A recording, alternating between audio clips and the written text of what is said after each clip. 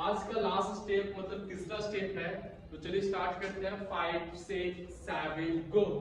1 2 3 4 5 6 7 8 1 2 3 4 5 6 7 8 1 2 3 4 5 6 7 1 2 3 4 5 6 7 8 1 2 3 4 5 and 6. So 5 6 7 go.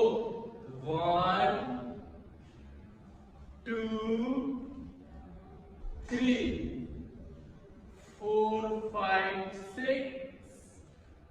7 8 1 1 2 3 4 5 6 7 8 1 2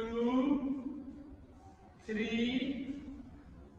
4 5 6 7 8 1 2 3 4 5 6 7 8 1 2।